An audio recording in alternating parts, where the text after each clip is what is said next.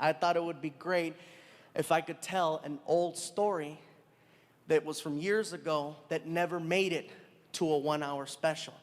And the cool part about this story is that it now has a different ending. The story is called The Gift Basket.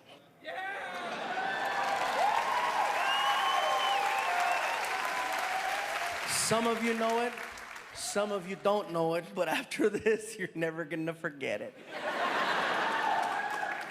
All you have to know about this story is that all the people involved have always been and will continue to be friends. That being said, Martin and I, all the good ones start like that. Martin and I are scheduled to perform in Northern California.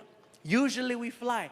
But this particular day, I was having a problem with Southwest Airlines. They wanted me to pay for an extra seat for someone who wasn't traveling with me. Take your time, you'll figure it out. Anyway, I tell Martin, I'm not paying for an extra seat. Let's just drive, it's 6 hours. So we headed north. 3 hours into the drive, we're passing through a city called Fresno. And as we're passing, hey, Fresno 559, ¿qué pasó, güey? Anyway, as we're passing through Fresno, we start seeing billboards off the side of the freeway that said, performing this weekend at the Radisson Hotel, directly from BET's Comic View and Showtime at the Apollo, comedian G. Riley. And I look at Martin, I go, oh shoot, G's in town. And Martin goes, yeah, I haven't seen G in years. So we're like, let's stop by the hotel and say hi. So we pull into the parking lot. We walk in. I tell Martin, he doesn't know we're here. I'm gonna crank call his room. He goes, what are you gonna say? I said, I'm gonna tell him that I'm the front desk and that he just received a gift basket. He goes, what's so funny about a gift basket? I said, I'm gonna describe it over the phone. And I'm gonna make all the items that are in this imaginary basket become items that stereotypically a black person might like. But you're crazy. I said, I'll tell you what, we got 2 hours to kill. How about this? How about we go to the supermarket and we make an actual racist gift basket? And we'll have it delivered and we'll wait outside to see what happens. I said, are you down? We go to a store and we start to design the sickest practical joke ever. I get a shopping cart and I'm like, all right, we need a basket. So I find one, I take out the grass, the plastic eggs, and the chocolate rabbits, and we start hitting the aisles. First item I grab is a fried chicken about that big, okay? See how quick that laugh was?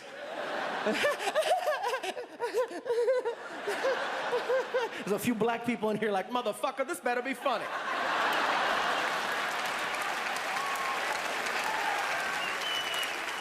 It's hysterical. Let me just finish the story and then you could judge me in the parking lot. So anyway, then Martin hands me a miniature watermelon and I put it next to the fried chicken. Here's where it gets interesting. Employees of the store find out what we're doing and they start volunteering to help us finish the basket. Half of the employees were black, which made it so much more accurate. Aisle after aisle. One guy was stocking a shelf. He was an older white guy, and we're like, sir, can you help us? What do you need? My buddy Martin and I are trying to make this messed up racist gift basket for our black friend as a practical joke. Can you think of something we can put in there? Without even blinking an eye, the guy was like, you gotta have Kool-Aid. It's at the end of the aisle on the right. Malt liquors and XL over in the back of the store in the freezer section. It's on sale 2 for $1. By the time we get to the register, all these different employees plus us came up with the basket that had fried chicken, watermelon, Kool-Aid, grape soda, barbecue potato chips, sunflower seeds, an Ebony magazine, a Chris Rock DVD called Bigger and Blacker, Magnum condoms, Newport cigarettes, a rack of ribs, the recipe for cornbread. It was getting bigger and bigger and bigger and bigger. Icing on the cake, we find a greeting card that's on clearance from Halloween, and it has a picture of 3 ghosts on the cover wearing sheets. I tear off the half that says Happy Halloween, and on the back of the card I write, welcome to Fresno, love the Chamber of Commerce. And we stick it to the basket. We made it all nice and pretty, and we haul ass to the hotel. We pull up, we walk in. The basket is hot as hell, so I'm racing in. I get inside and I put it on the counter as fast as I can, bro. It's too perfect. There's a black girl behind the front desk. As soon as I put the basket down, I hear...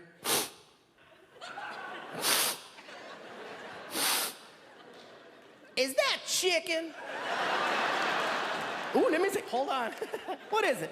Let me explain. My name is Gabriel. This is Martin. We're a couple of comedians, and we're about to play a really crazy practical joke on a friend of ours who's staying here tonight by the name of G. Riley, who's also a comedian. Oh, the one that's on the signs on the freeway. Yeah, the one that's on the signs on the freeway. So as a practical joke, we went to the store, and we made this messed up racist gift basket. That's why you can smell fried chicken. And she was like, what?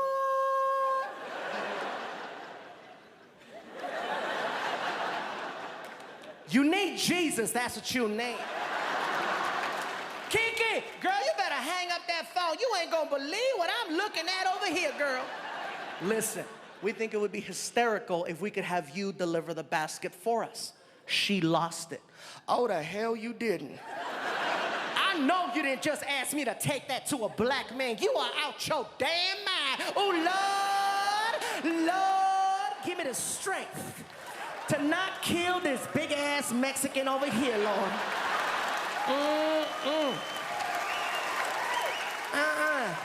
Okay, look here, Nacho Libre. I don't care who you are. I am not doing it. Hell no.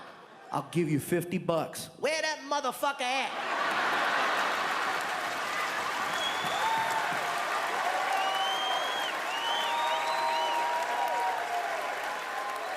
We follow her to the hotel room. She knocks on the door. Martin and I hide by the elevator on the floor. She knocks. G opens the door, sees a beautiful black woman standing there with a gift basket. This is for you, baby. He says, thank you, closes the door. She walks away and she sees us on the ground hiding, right? And she's like, y'all still going to hell. We get up and we walk over to the door and we put our ear. Listen, shh, listen. This is what we hear inside. Woo! Chicken. Oh, Kool-Aid. He's getting excited over every single item he's pulling out of the basket. He gets to the greeting card. Welcome to Fresno, love the Chamber of Commerce. Hell yeah. Then we feel him flipping the card over because his voice changed. He's like, oh yeah, man, this is, what the fuck? Outside the door, we heard, racist bastards. When we heard racist bastards, we lost it. Ah! Housekeeping is freaking out. ¿Qué está pasando allá? ¿Qué andan haciendo ustedes? Muchacho, ¿qué está pasando, gordito? ¿Qué andas haciendo? We're laughing, we're crying, we got boogers coming out. We can't take it anymore. We knock on the door. He yells, who is it? Too easy. Chamber of Commerce. He rushes the door. I put my finger on the peephole so he can't see who it is, right? The knob starts to jiggle, then the door explodes open, and he's like, what? And he sees us, and he's like, ah! What's up, G? Man, y'all give a brother a heart attack. Did you like your basket? Man, that was messed up. Did you like it? Man, I love all that shit.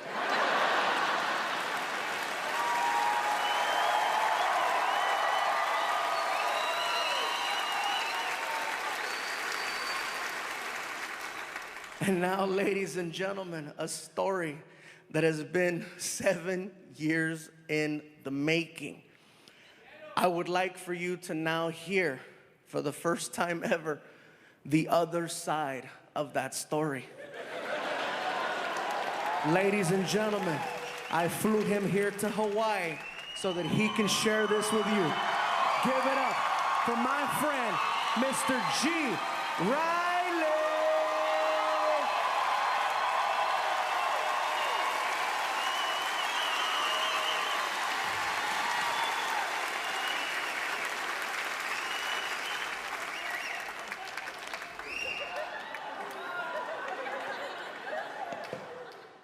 I gotta be honest, I didn't know it was racist. I thought it was lunch. I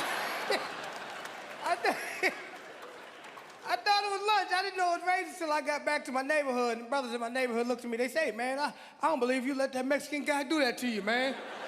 That was messed up. I know you got him back. I said, what, buy him lunch? I can't afford to buy that man lunch. If I buy him lunch, he'll be getting me again.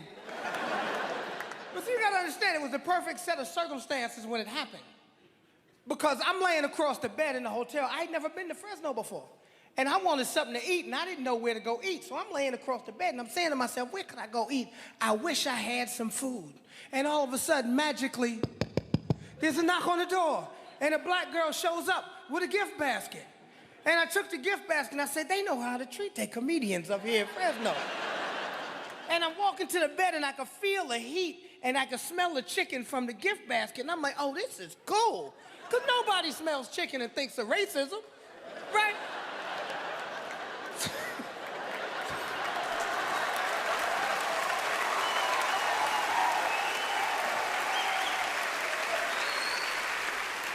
Right, so I see the watermelon. I'm like, oh, this is cool. They know how to treat a comedian up in here. I get to the card, and I look at the card, and I go, what the fuck is going on? I said, oh, my God, I'm working for the Ku Klux Klan.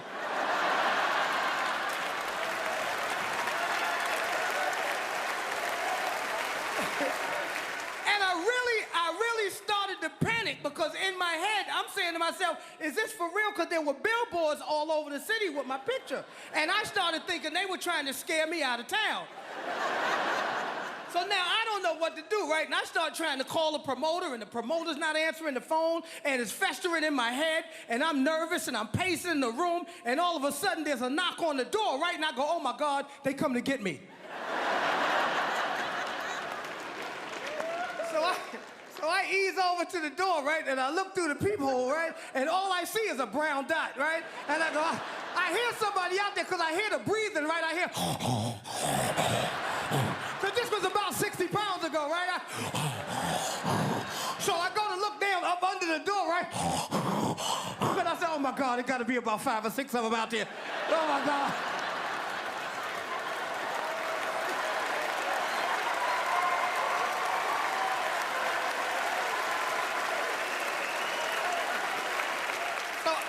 Like this. I figure, okay, you know what? If it's gonna happen, it's gonna happen.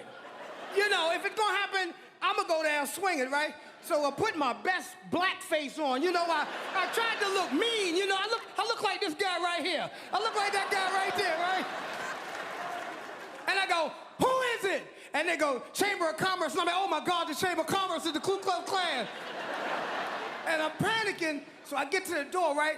And I pull the door open, and when the door opens up, these guys are falling all over the hall, laughing at me. They're rolling all into the cleaning lady's car. The cleaning lady didn't know what was going on, right? She's scared to death because she sees a black dude with no shirt like this, so she grabs the lemon pledge like it's pepper spray, right? She's ready to get...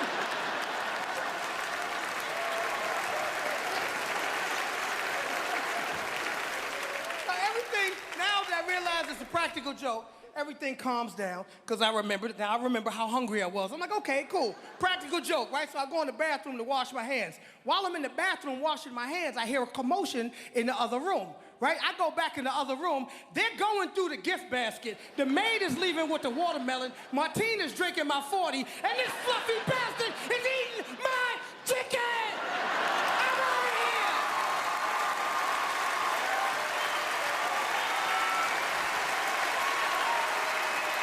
Unity through laughter, baby. Mahalo and aloha. Thank you so much.